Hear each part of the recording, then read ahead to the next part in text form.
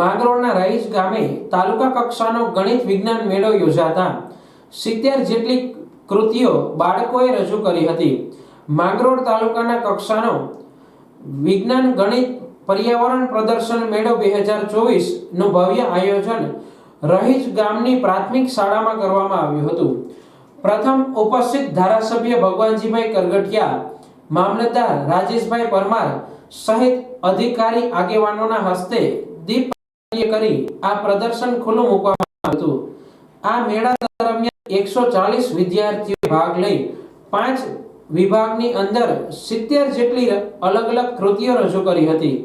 GCRT Gandhinagar, જિલ્લા શિક્ષણ તાલીમ ભવન અને જિલ્લા શિક્ષણ સમિતિ જૂનાગઢ આયોજિત માંગરોળ તાલુકાના બ્લોક કક્ષાના વિજ્ઞાન ગણિત પર્યાવરણ પ્રદર્શન 2024 અંતર્ગત લોયેજ પે સેન્ટરના નેજા હેઠળ યજમાન હેઠળ આજે આ રહીજ પ્રાથમિક શાળા અને રહીજ ગામના મુકામે આજે આ પ્રદર્શન છે યોજવામાં આવ્યું।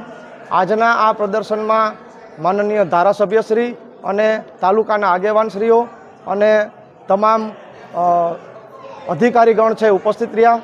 બહોળી સંખ્યામાં શિક્ષકો, સીઆરસી મિત્રો અને બાળકો ઉપસ્થિત રહ્યા।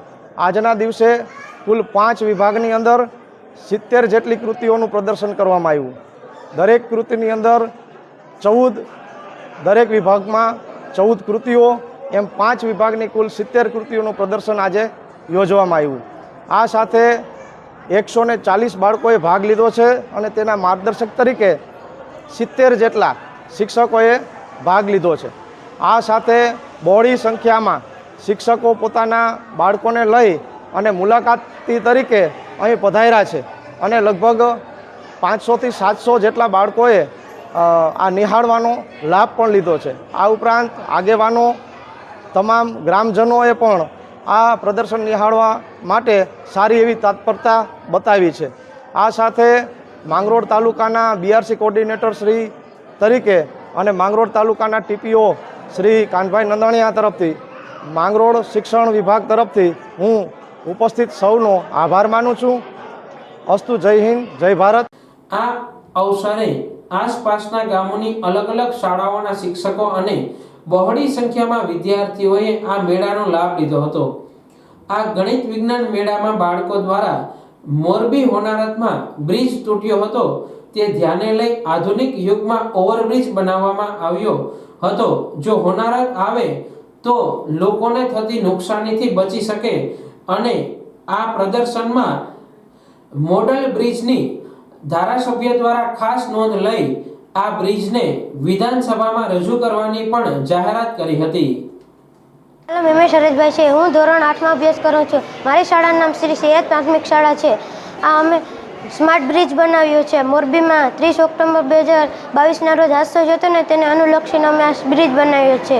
આમાં છે ને વજનીય ફિટ કરવામાં આવે છે। તેની કેપેસિટી અંદાજે 1000 કિલોની રાખેલ હોય તો આમાં 950 કિલો વજન થઈ જાય છે। તો આ ઓટોમેટિક સિસ્ટમ એક્ટિવ થઈ જાય છે અને લાઇટિંગ દ્વારા અને સાયરન વાગે છે એટલે માણસ જાણ થાય છે એટલે પુલ થોડોક વાઇબ્રેટ થાય છે અને તોય માણસ ન માને તો લેઝર લાઇટ સિસ્ટમ દ્વારા તેને કર્મચારીના ઓફિસ સુધી જાણ કરવામાં આવે છે એટલે કર્મચારી આવી શકે છે અને તે કંઈ ન થાય અને આ ટેકનિકલ ફોલ્ટને કારણે કંઈ પણ ખરાબી આવે છે તો અમે સ્માર્ટ બ્રિજને ક્વિક ડોર બનાવ્યો છે। તે ઓટોમેટિક ડોર બંધ થઈ જશે।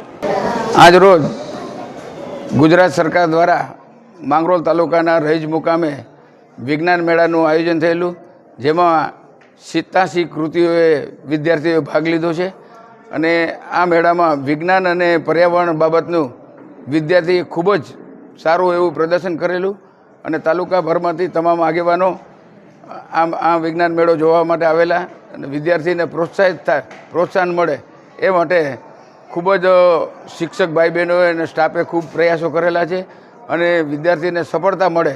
અને એક કૃતિ મને એવી પણ લાગી છે કે જે મોરબી હોનારત થઈ એ પ્રકારનો એક બ્રિજ બનાવવામાં આવ્યો, ઓટોમેટિક બ્રિજ। જો એ સરકાર એને ધ્યાનમાં લે તો વિદ્યાર્થીને ખૂબ જ પ્રોત્સાહન મળે ને ભવિષ્યમાં આવા બ્રિજ ઉપર ક્યાંય અકસ્માત ન થાય એ પ્રકારની કૃતિ રજૂ કરી છે। એને હું સરકારમાં પણ રજૂઆત કરવાનો છું।